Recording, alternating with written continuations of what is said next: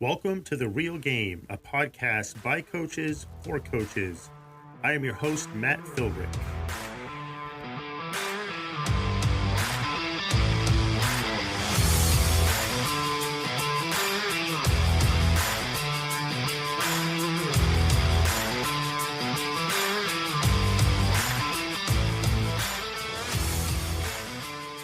Welcome back to this episode of The Real Game. I am your host, Matt Philbrick. I hope everybody's having a great week this week.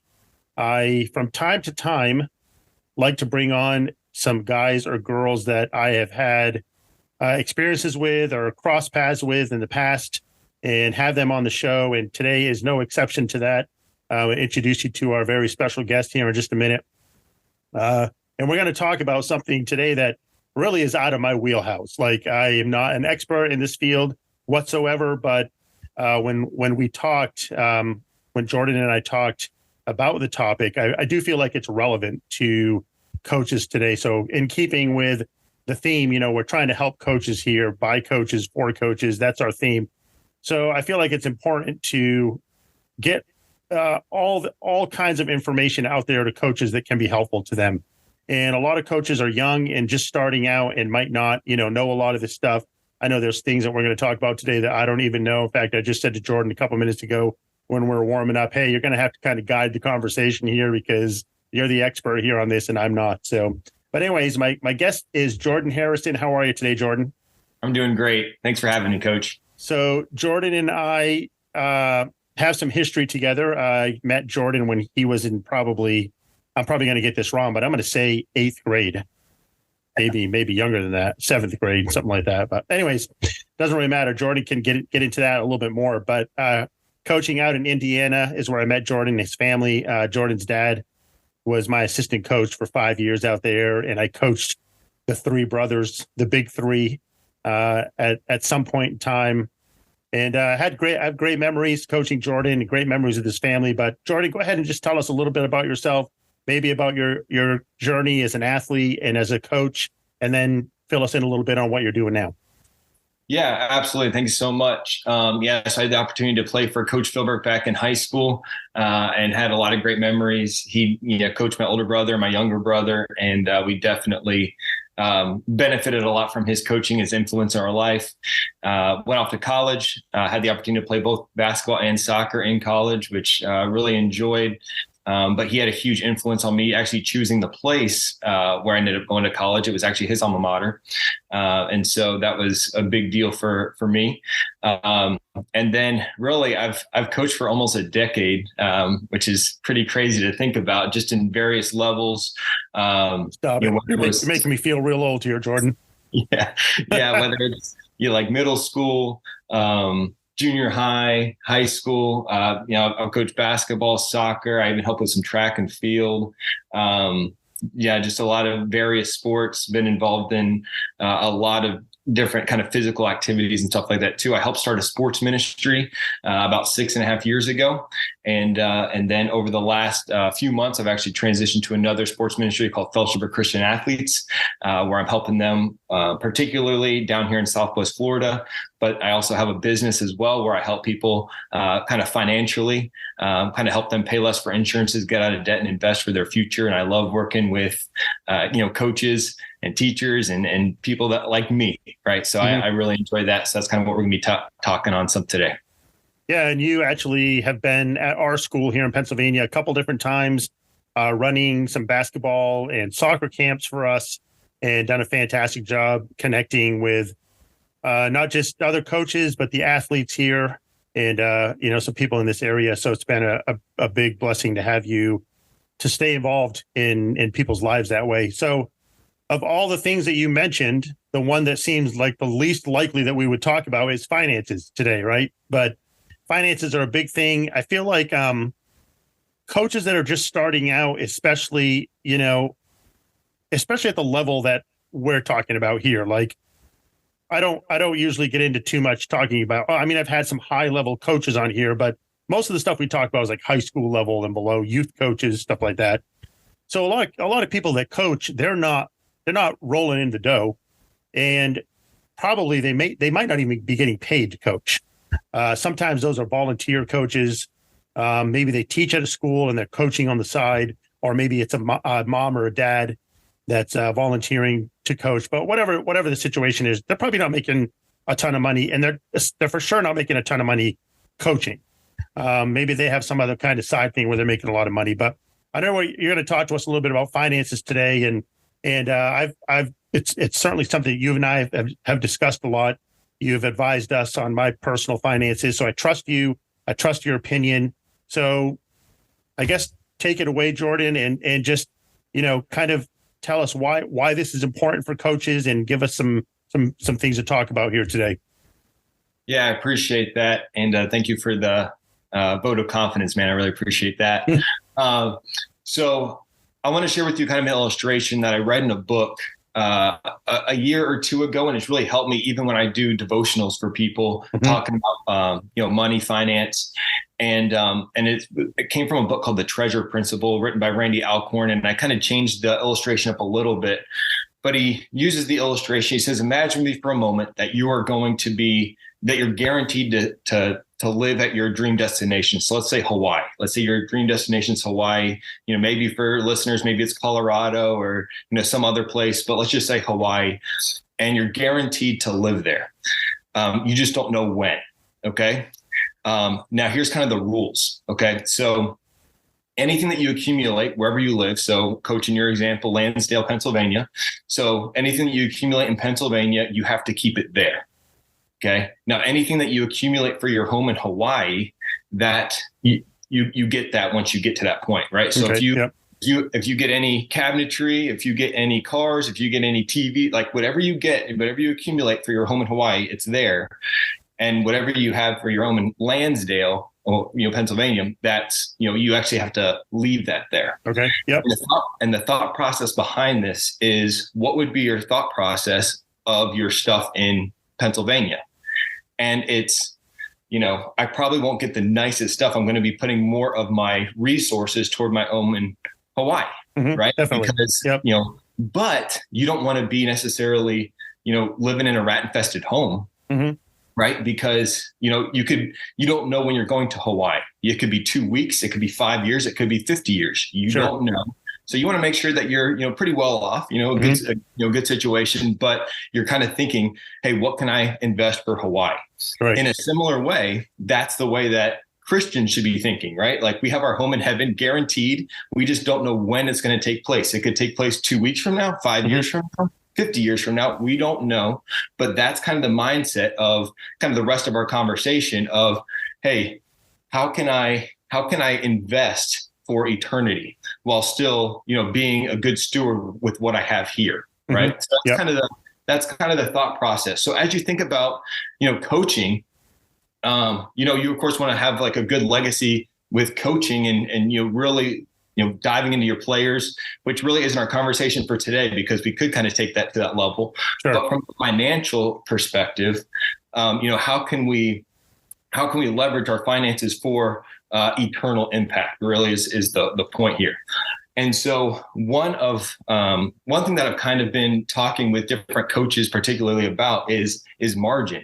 I was talking to one coach, and I said, what's your biggest challenge right now? And basically it was that with margin. He's like, I just feel like, I'm coaching, I'm teaching, I like my time with my wife just isn't, as great as it used, whatever. Like, he's like, it just wasn't as good. And so I'm like, hey, you just need some margin. He's like, yeah, that's what I need. And I'm glad you're taking the time to explain that, because when you sent that to me and I read the things you were going to be discussing and you mentioned something about margin, I said to myself, I have no idea what that is. Like, margin. I mean, I know what margin is, but how is that applicable to me and my finances? So it's good that you're explaining that. Yeah.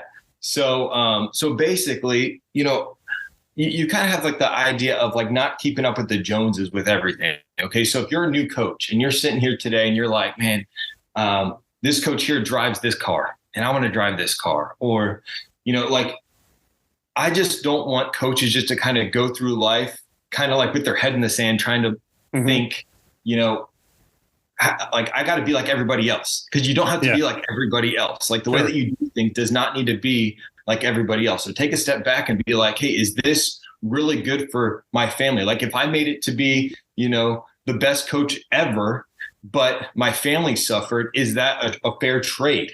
And hopefully, if you're listening, hopefully not, right? Like, yep. So that's the idea of like, okay, like, yes, I want to have great impact with my family. I want to have great impact in my community. I want to have great gospel impact, but and what am I trading? Okay. So I would just like to have people step back and say, okay, where can you kind of find some margin?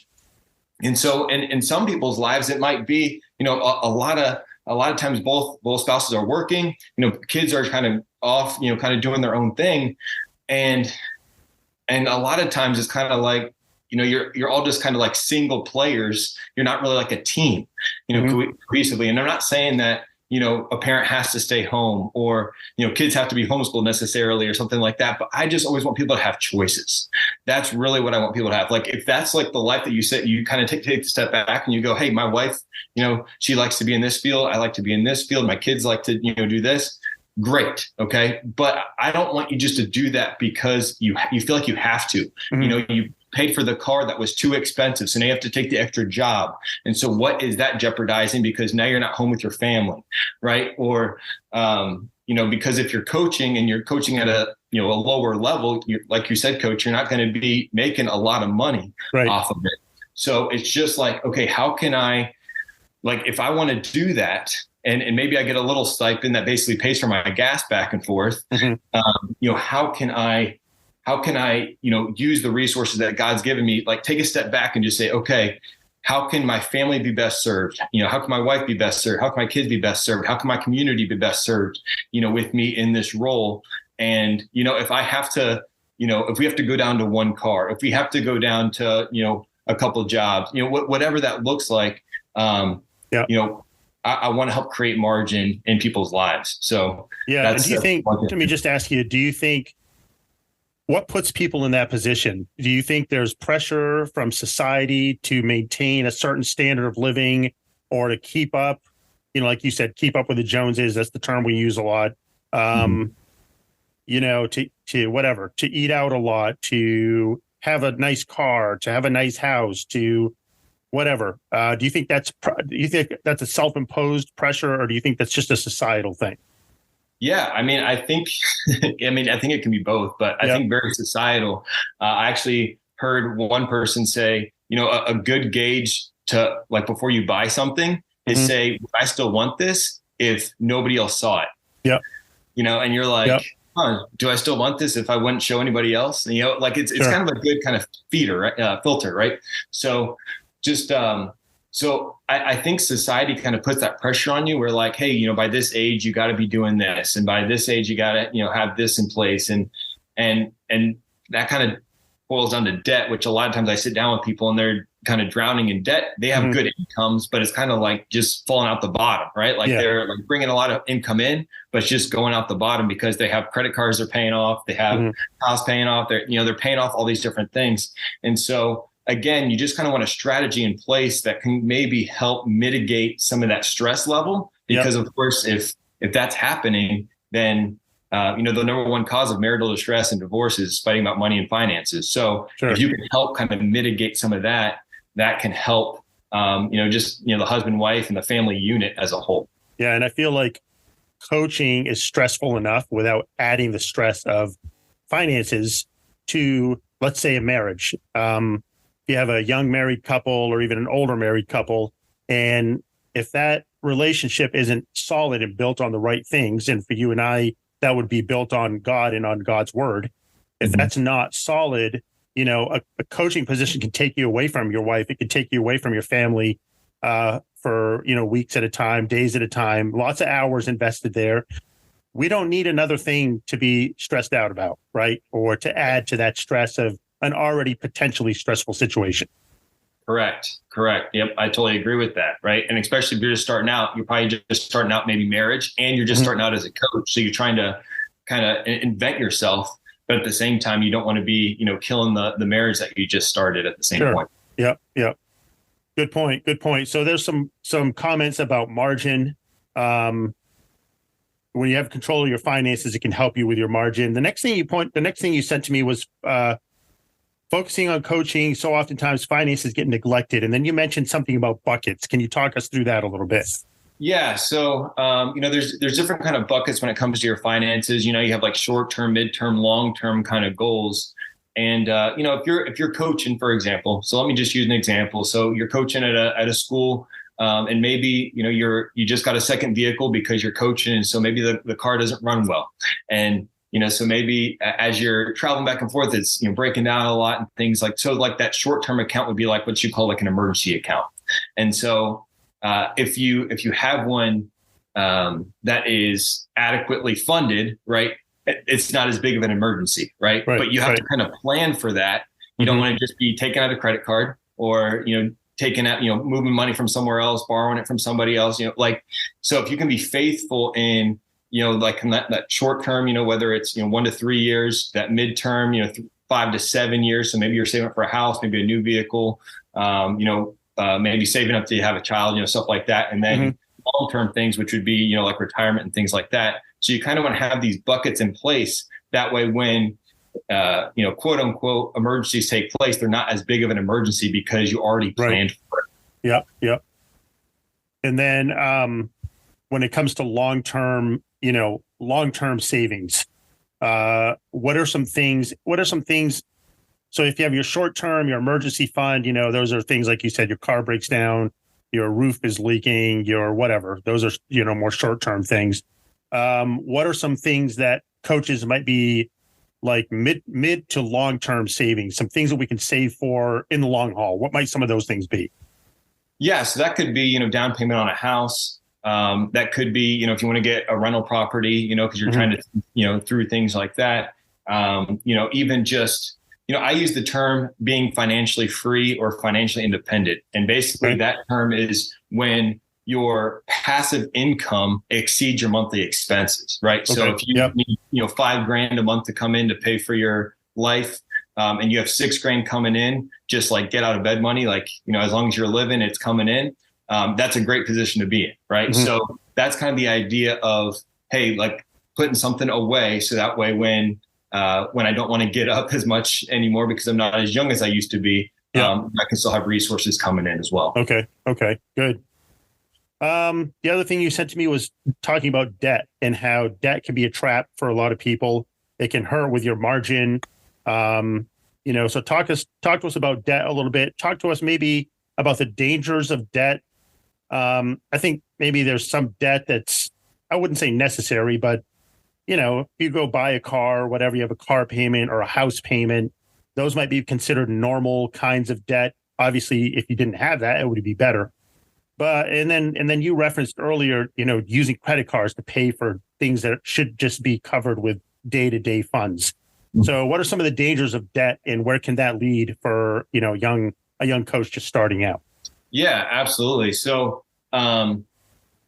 debt oftentimes can be like a reflection on like where your heart is. So like coming from a spiritual perspective, right? Like if I have to buy the latest, greatest, best computer, right? And so that puts my family in jeopardy. Like my heart might be longing too much for the technology, right? That's out there. Or maybe as a coach, oftentimes, we want our team to be good. So we're going to pay for certain things to take place, right? Like if we might buy a new shooting contraption, or we might buy new basketballs just because we're like, hey, I want my team to be good. So not saying that's necessarily bad, just have a plan for it. Like that's kind of my thing is like, I just want you to have a plan and a strategy for why you're doing what you're doing. Don't just fly by the seat of your pants, right? So like, why are you doing what you're doing? So debt, of course, can be, a hard thing because one is that can help, like that can kind of hurt some of your, marriage, as far as just like crippling you. And, it like I said, it can be like a reflection on like where your heart is. So going back to like the car example, you might be looking at two cars and one's, $100 a month and one's $500 a month. And you're like, I can swing the $500 a month because, you want to, look like you know what you're doing, right? So, but if you're just like, hey, what's best for my family, you might make the other choice, right? And then there's also the whole thing of like the high cost of waiting to invest that $400 difference and stuff. Like there's so many other things that could tie into this, but just to keep it simple, that can just be like a reflection of like, where's my heart at? So like debt can show you like, hey, like what is very important to me and maybe what is too important to me. Yeah. Like, should I buy this home or this home? Well, will this home still give me the ability to be generous to those around? Right. So like questions that you can ask yourself. So not necessarily all debt is wrong, because, you need a car to work, you need a house to live in, but just think through, just take a minute, take a step back and be like, okay, why am I doing what I'm doing? Yeah. Yeah. We have something I've been wanting for a while for our basketball program is Dr. Dish. You probably know what that is, right? Shooting a rebounding machine. Yeah. And they're expensive. Like, I've waited for a while. I've made some connections with the Dr. Dish people, actually through the podcast. And so I think we're positioning ourselves to a point where we're going to be able to get one soon for a lot less than what it would normally cost if we went out and purchased one. Yep.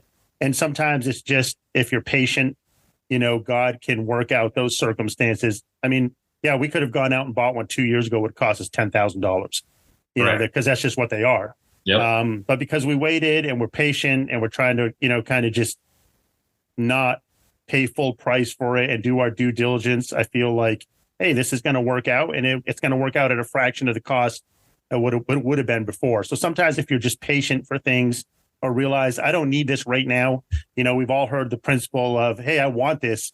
Wait a week and see how you feel, or wait a month and see how you feel about it. Correct. You might realize you don't really want it or need it as much as you thought you did. Correct. So that's a great point. Talk to us a little bit about, this wasn't really on anything you sent me, but I know you can discuss this. Talk to me about investing. Okay. So let's say you're a coach, you're a young coach, and you've played your finances pretty well, and you have maybe a little extra money at the end of the month, even if it's like $100 at the end of the month, and you want to invest it in something. What are some things you could do to invest those money, maybe some lower risk things, some higher risk things, but just some ways that you can invest to make that grow? Yeah. So that kind of takes me back to like the buckets example, right? Mm-hmm. So initially it goes, okay, so if you have, let's say it's $100 left over at the end of everything paid off, everybody's good. Like where can you put that? Right. And so I would kind of work through those steps, right? So like the emergency account, right? Because if something comes up where, you have $1,000 now sitting there because you've been putting it in for the last 10 months, that's helpful, right? Like, if that bucket gets filled up, then you kind of move to the next one. If that bucket fills up, then you move on to the next one. So that's kind of the way that I typically work through that with people. Everybody's different, but typically that can be helpful for you. Okay. All right, cool. Anything else you want to add in terms of financing? Because I'm getting ready to take this in a completely different direction here in just a second. I'm a good coach. I appreciate you, man. Yeah, that's great. This is good. It's not like, I know when you were here for camp, we talked about having a podcast episode together. It didn't really cross my mind at that point that it would be about finances, but at the same time, I can see how applicable it is and how relevant it is for coaches and people just in general. I mean, it's an important thing. It's a huge thing. So it's good to have your words of wisdom on that stuff. Share with us, going away from the finances a little bit, just one good memory you have. There was you and I together, something that sticks out in your mind, or maybe something funny that happened that you can share with everybody. And be careful, because I'm sitting right here, so I can correct you if you're wrong. That's good stuff, man. There's several. I mean, winning the tournament at Northland was great. Winning the state tournament, I would say that would definitely be up there. I mean, traveling, having some of those road games, like when we went, over to like the Chicago area to play. So staying like in hotels, it's like a high school kid staying in a hotel, like you just feel like a big shot. I can't believe I ever did that with you guys. I know. I think about that now. Like you were like my age, and I'm like, why would you do that? Oh man! Thankfully, nobody died. We brought everybody back. So that's good. I mean, there was a time that like, not saying any names, but somebody was feeling sick and threw up on the door handle. Leaving outside. It's like, dude, you could just turn and go to the bathroom right here. The bathroom's right there, 3 feet to your right. I think one of the best memories I have is when we played Faith at their homecoming and completely destroyed them. That came out of nowhere for everybody. And I think you might have been in and out of that game injured. No, they fouled me out of that game, Coach. Okay. All right. Now it's all coming back to me. But it's funny because we had played Faith at an earlier tournament, and they had whooped us pretty good at the Baptist Academy tournament, I think it was. Yeah. And so we went there and played them in their home gym. They had their band there. The place was packed out, and we just completely, absolutely ran them off the court. I mean, there was just, I don't know, we ended up winning by 30 or something like that in the end, but they had no answers for us. That was a great season. I think that game kind of just set the tone for the rest of the season for us. And I think we ended up going like 19-3 that year, won the championship at the end of the year. Great season, great memories. Some of my kids, some of my guys here now, obviously they know you, and they're like, Coach, was Jordan really the best player that you ever coached? And I'm very careful when I say that, around. I don't want them to feel bad, but you're definitely one of the best, Jordan, and not just in terms of basketball ability, but you're just a great guy. You have your head on your shoulders, and I know you want to do what's best from God's perspective and for your family and for yourself. So keep up the good work there in Southwest Florida. I know you have new ministry opportunities, so keep doing well with that and keep your focus right. And I know the Lord will lead you to great places. Yeah, thanks, Coach. I really appreciate that. And a lot of great memories. I would say that Faith, when we played them earlier, we were down by like 20 and brought it back to like single digits. And then we ended up losing by like 20 just because we were trying, but we just couldn't. And then they caught fire kind of toward the end. But they had a kid that ended up playing for Purdue. So, that was a good challenge for us. It was a good time. Good memories for sure. Well, Jordan, it's great to have you on here today. And I know that, maybe sometime down the road, we'll have you on here again. But keep up the good work, and thanks for all your investment. Thanks, Coach. Appreciate you. All right. I hope you enjoyed today's episode of The Real Game. It was great to have my friend Jordan on here and to hear his perspective on finances and how applicable it is to today's coaches. If you are interested in learning more about what Jordan does or have any questions for him, you can reach out to him at his email address, which is jordan.harrison33@icloud.com. That's jordan.harrison33@icloud.com. I want to leave you today with a quote by Anne Frank. And the quote is this: "No one has ever become poor by giving. So good luck, coaches, and coach on."